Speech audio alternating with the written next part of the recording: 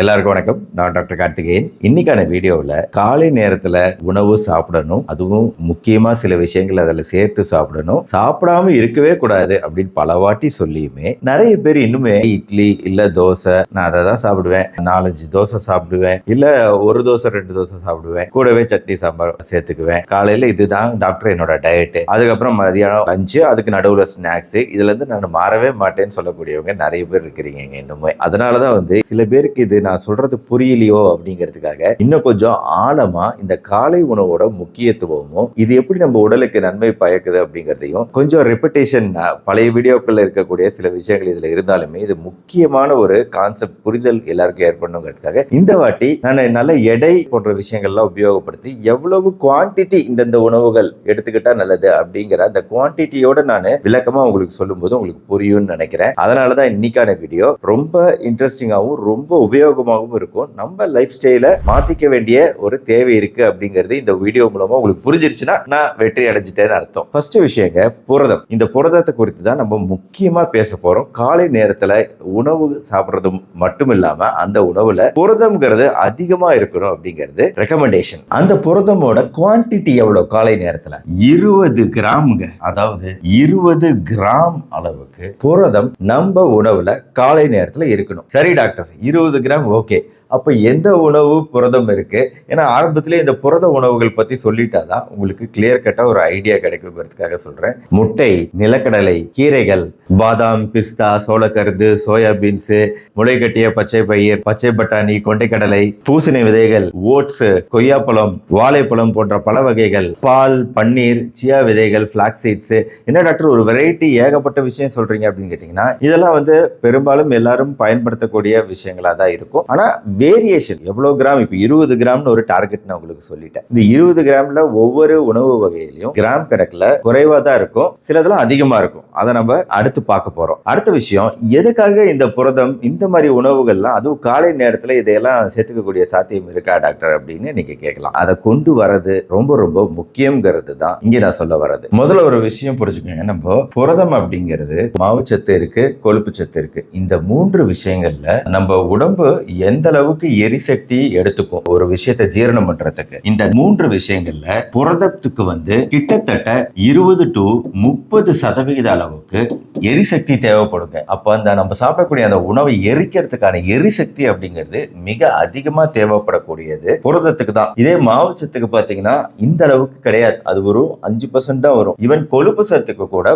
3% தான். ஏன்னா குடல்ல இருக்கக்கூடிய பைல் போன்ற பல விஷயங்கள், ஜீரண ஜூஸ்கள் இருக்கு, என்சைம்கள் இருக்கு, அது அப்படியே மெதுவா ஸ்லோவா டைஜஸ்ட் ஆகும், கொழுப்புகளுமே கூட. ஆனா இதுல அதிகமான தேவை இருக்கிறது புரதத்துக்கு தான், நான் சொன்ன உணவு வகைகளுக்கு. அப்ப அந்த புரதத்தை அதிகமா எரிக்க நம்ம உடலுக்கு என்ன தேவைங்க? எனர்ஜி தேவை, சத்துக்கள் தேவை. அந்த உடல்ல இருக்கக்கூடிய ஏற்கனவே நீங்க ஸ்டோர் பண்ணி வச்சிருக்கக்கூடிய கொழுப்பு சத்து, குளுக்கோஸ் சத்து இதெல்லாம் சேர்ந்து அந்த எரிசக்தியை அதிகப்படுத்தி இந்த புரதத்தை எரிக்கணுங்க காலை நேரத்துல. அதனாலதான் குறிப்பா உடல் எடையை குறைக்கணும் அப்படின்னு நினைக்கிறவங்க கூட புரதத்தை காலை நேரத்துல எடுத்துக்கிறது, அதுவும் 20 கிராம் அளவுக்கு புரதத்தை எடுத்துக்கிறது ரொம்ப ரொம்ப முக்கியம். எடை குறைப்பு நிகழ்றதுக்கு அதிகமான புரதச்சத்து காலை நேரத்தில் தேவைப்படுது. அது மட்டும் இல்லாம இப்ப சர்க்கரை நோய் போன்ற விஷயங்கள்லயும் நம்ம உடம்புக்கு குளுக்கோஸை குறைக்கணும் அப்படின்னா மெயினா எரிக்கணும், நம்ம சாப்பிடக்கூடிய விஷயங்களை எரிக்கணும். நம்ம உடல்ல சேரக்கூடிய அந்த எனர்ஜி, அந்த சக்திகள், அந்த உணவு மூலமா சேர்ந்த சக்திகள் அதையெல்லாம் எரிக்க எரிக்க உங்களுக்கு குளுக்கோஸ் அளவுகள் அப்படிங்கிறது குறையும் இல்லையா? அப்ப புரதம் தான் இருக்கிறதுலே அதிகமான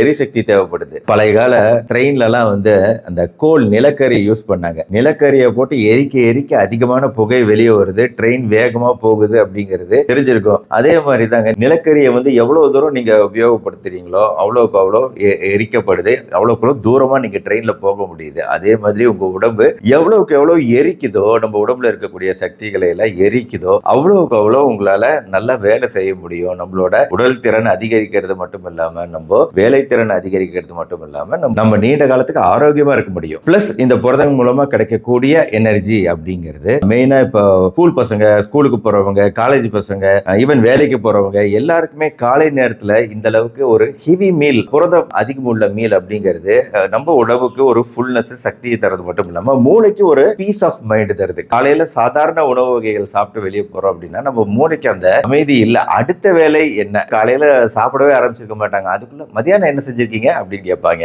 நைட் இன்னைக்கு நைட் என்ன அப்படின்னு கேட்பாங்க. எதனால அப்படின்னா வந்து காலை நேரத்துல தெரியும் இதுதான் உணவு அப்படின்னு சொல்லிட்டு, இது சீக்கிரம் ஜீரணமாக போகுது, இதனால நம்மளுக்கு ஒன்றும் பிரயோஜனம் இல்லை தெரியும். இதனாலேயே வந்து அடுத்து என்னன்னு நம்ம கேட்கறோம் பாத்தீங்களா, அது எப்படி கேட்கறோம், நம்ம மூளை வந்து அந்த மாதிரி ஒரு சிக்னல் கொடுக்குது. நீங்க வந்து அடுத்து நம்ம மதியானம் கொஞ்சம் நல்லா சாப்பிடணும், டேஸ்டா சாப்பிடணும் அப்படின்னு மூளை நினைக்குது. அதான் இன்டைரக்டா என்ன சாப்பாடு, என்ன மதியானம், என்ன நைட்டு அப்படின்னு கேட்கறது. ஆனா காலையிலேயே நீங்க வந்து உணவு வந்து ஒரு புரோட்டீன், புரதம் அதிகம் உள்ள உணவா மாத்திட்டீங்க அப்படின்னா என்ன நடக்குதுன்னு பாருங்க. ஹார்மோன் மாறுபாடுகள் பாருங்க. இது கிரெலின்.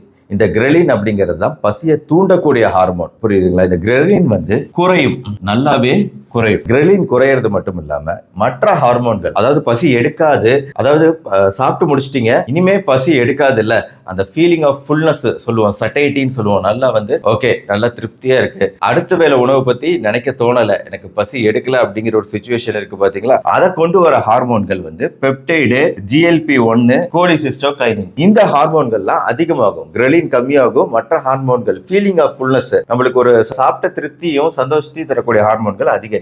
ஆக இந்த விஷயத்தை காலை நேரத்திலே கொண்டு வரது அப்படிங்கிறது உங்க மூளைக்கு தேவையில்லாத இந்த சிக்னல்ஸை குறைக்குங்க. நீங்க ஆட்டோமேட்டிக்கா வந்து நீங்க மறந்துடுவீங்க, அதுக்கு அடுத்த வேலை என்ன அப்படின்னு நம்ம நினைக்கிறதுலாம் நம்மளுக்கு நினைக்க தோணாது. ஏன்னா நம்ம மூளை தான் இதுக்கு காரணம். அதுல இருக்கக்கூடிய ஹார்மோன்கள் ஒன்ஸ் காலையிலே நம்ம உடம்புக்கு ஒரு ஃபுல்னஸ் கொடுத்துட்டோம் அப்படின்னா ஹார்மோன் மாறுபாடுகளை உண்டாக்கிடுது. குறிப்பா புரத உணவுகள் இந்த ஹார்மோன் மாறுபாடுகளை உண்டாக்குது. அப்படி உண்டாக்கும் போது உங்களுக்கு அடுத்தடுத்து நம்ம எப்படி இருக்கும் சாப்பிடணும் அப்படின்லாம் தோணாது. இன்ஃபேக்ட் நம்ம சாப்பிடக்கூடிய கலோரி அளவுகளே குறையுது. இதுதான் பல ஆராய்ச்சிகள்ல தெரிய வருது. நம்ம ரெகுலர் கலோரி இன்டேக்கே வந்து ஒரு நாளைக்கு 2000 கலோரி எடுக்கிறோம் அப்படின்னா நம்ம புரதம் காலை நேரத்தில் எடுத்துக்கும் போது அந்த 2000 அப்படிங்கிறது 1800 கலோரியா இயற்கையாக குறையுது. செயற்கையாக நீங்க யோசிச்சு நம்ம வந்து உணவை கம்மியா சாப்பிடணும் அப்படின்னு இதுக்கு அர்த்தம் கிடையாது. இயற்கையா அது நடந்தாதான் என்னைக்குமே வந்து உங்களுக்கு சேஃப், அது வந்து நீண்ட காலத்துக்கு நடக்கும். அப்போ நீங்க புரதம் அதிகமா எடுத்துக்கும் போது இந்த ஹார்மோன் மாறுபாடுகள் இயற்கையா உங்க மூளையில உண்டாது. நீங்க இயற்கையான முறையில சாப்பிடுறது அப்படிங்கிறது ஓகேப்பா அப்படின்னு சொல்லி நிறுத்திக்கக்கூடிய வாய்ப்புகள் அதிகமாகுது. பிளஸ் இந்த ஸ்நாக்ஸ்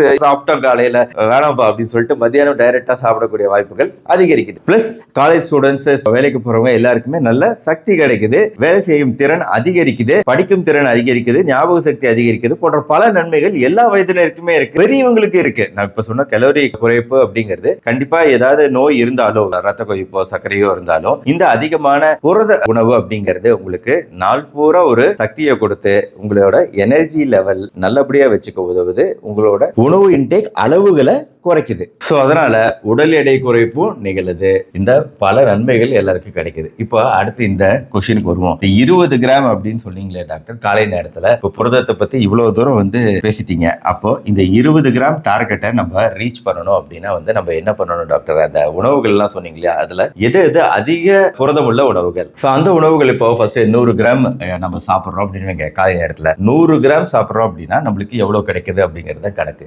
100 கிராம் சோயா உருண்டை, சோயா சங்க்ஸ் மூலமா நம்மளுக்கு கிடைக்கக்கூடியது 52 கிராம். அதனாலதான் முதல்ல இதை ஏன் ஃபர்ஸ்ட் போட்டிருக்கோம்னா புவர் மேன்ஸ் மீட், காசு இல்லாதவங்க கூட புரத சத்து கம்மியான செலவுல அதிகமான புரத சத்து கிடைக்கக்கூடிய ஒரு உணவு அப்படிங்கறதுனால இதை வந்து புவர் மேன்ஸ் மீட் அப்படின்னு சொல்லுவாங்க. 52 கிராம். உளுந்து, ஆக்சுவலா உளுந்து வந்து ஏன் இந்த லிஸ்ட்ல வந்திருக்கு, இது வந்து 100 கிராம் 25 கிராம். இந்த உளுந்து நம்ம என்னங்க, உளுந்து தான் நம்ம தோசை இட்லி மாவுல யூஸ் பண்ணக்கூடியது. பிளஸ் நம்ம பருப்பு வகைகள் இருக்கு பாத்தீங்களா, நம்ம சாம்பார் இதுல எல்லாம் யூஸ் பண்ணக்கூடிய பருப்பு வகைகள், அதுலயும் வந்து சாம்பார் சட்னி யூஸ் பண்ண பருப்பு வகைகள் அதுலயும் வந்து நம்மளுக்கு இருக்கு. அதனால வந்து நாட் பேட். வீடியோட ஆரம்பத்துல சொன்ன மாதிரி இட்லி தோசை சாம்பார் சட்னி வந்து ஒன்னும் மோசமான உணவுலாம் கிடையவே கிடையாது. அதுலயும் நல்ல புரதங்கள் இருக்கு. ஆனா சாம்பார் சட்னி இதோட அளவுகளை நம்ம அதிகமா எடுத்துக்கலாம். இட்லியோட அளவுகள் மாவு சத்து அதிகம், அரிசி தான் அதுல அதிகம், உளுந்து வந்து உங்களுக்கு அதுல வந்து 10% அப்படிங்கும் போது புரதம் வந்து மீடியமா நம்மளுக்கு கிடைக்கும். ஆனாலுமே உளுந்து வந்து ஒரு குவாலிட்டியான சைவ உணவுல நல்ல புரதம்ங்கிறதுல சந்தேகம் கிடையாது. அப்புறம் பன்னீர் 18 கிராம், பால் சார்ந்த பொருட்கள் இதெல்லாம் நம்ம காலையில யூஸ் பண்ண முடியும். பாதாம் 100 கிராம் பாதாம் 23 கிராம், பிஸ்தா 100 கிராம் 26 கிராம். சரி எதுவும் வேணாம், நிலக்கடலை 26 கிராம். ஆக நான் ஏன் இந்த லிஸ்ட் இப்ப ஃபர்ஸ்ட் போட்டிருக்கிறேன்னா 20க்கு மேல இருக்கக்கூடியது என்னென்ன உணவுகள்னு பார்த்ததுனால இந்த லிஸ்ட். அதான் நம்மளுக்கு டார்கெட் என்னங்க 20 கிராம். அப்போ இது 100 கிராம் எது எடுத்துக்கிட்டீங்கனாலும் அந்த புரதம் அப்படிங்கறது நீங்க மேட்ச் பண்ணிடுறீங்க காலை நேரத்துல. இப்ப அடுத்த குரூப்புக்கு வருவாங்க. பண்ணுவாங்க. 20 கிராம் டார்கெட் ரீச் பண்ணதுல இப்போ நான்வெஜ் பொறுத்த வரைக்கும் முட்டை சாப்பிட்றவங்களா இருந்தா ஒரு முட்டையில நம்மளுக்கு கிடைக்கக்கூடிய புரதம் அப்படிங்கிறது அப்ராக்சிமேட்டா 6.5 கிராம் அப்படின்னு வச்சுக்கிட்டீங்கன்னா 2 முட்டை மூலமா நம்மளுக்கு கிடைக்கக்கூடியது 13 கிராம் அளவுக்கு புரதம். அதுலயும் வந்து அனிமல் புரோட்டீன் விலங்குகள் மூலமா கிடைக்கக்கூடிய புரதம்ங்கிறது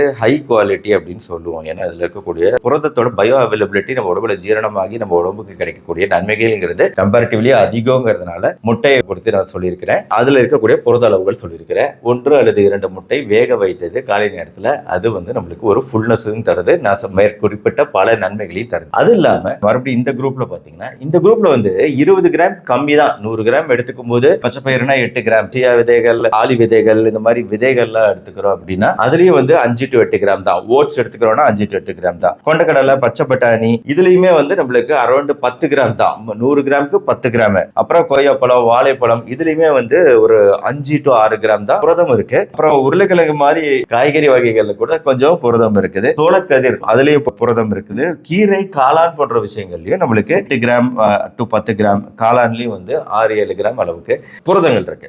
ஆனா இந்த லிஸ்ட் ஏன் நான் சொல்றேன் அப்படின்னா இது வந்து வெறும் புரதத்துக்கான உணவுகள் கிடையாது. இந்த உணவுகள்ல வந்து புரதம் மட்டும் இல்லாம நார்ச்சத்துக்கள், தாதுக்கள், வைட்டமின்கள்லாம் நிறைந்தது அப்படிங்கிறதுனால காலை நேரத்துல இந்த மாதிரி உணவுகளும் சேர்த்துக்கிறது அப்படிங்கிறது புரதத்தை நம்ம உடம்புக்கு காலை நேரத்துல ஒரு நல்ல நார்ச்சத்து மிக்க புரத உணவுகளை கொடுக்கறது அப்படிங்கிறதுக்காக இந்த லிஸ்ட். ஆக இப்ப நீங்க யோசிச்சு பாருங்க, இட்லி தோசையோட சேர்த்து நம்ம என்னென்ன சாப்பிடுறோம் காலை நேரத்துல? பழங்கள் சாப்பிடுறோமா, பச்சை பட்டாணி, கொண்டை கடலை போன்ற விஷயங்கள் சாப்பிடுறோமா, இல்ல முட்டை சாப்பிடுறோமா? இது எதையுமே இந்த அடிஷனல் நரிஷ்மெண்ட்டே தரது கிடையாது நம்ம காலை உணவுல. அதுதான் இந்த வீடியோவோட நோக்கமே அப்படிங்கறத ஆரம்பத்திலேயே சொல்லிட்டேன். இந்த புரதம் அப்படிங்கறத கட்டாயம் நீங்க சேர்த்துக்கணுங்க. காலை நேரத்துல சேர்த்துக்கணும், எல்லாரும் சேர்த்துக்கணும். அப்பதான் வந்து நம்மளுக்கு பாடி மெட்டபாலிசம் நல்லா இருக்கும், உடல் ஆரோக்கியமா இருக்கும். இந்த வீடியோ உங்களுக்கு பிடிச்சிருந்துச்சுன்னா லைக் பண்ணி உங்க ஃப்ரெண்ட்ஸ் ரிலேட்டிவ்ஸ்க்கு ஷேர் பண்ணுங்க. நம்ம சேனல் டாக்டர் கார்த்திகேயன் தொடர்ந்து ஃபாலோ பண்ணுங்க. இந்த மாதிரி இன்ட்ரெஸ்டிங்கான மருத்துவ தகவல்களை பார்க்க மறுபடியும் நாளைக்கு பார்ப்போம். நன்றி, வணக்கம்.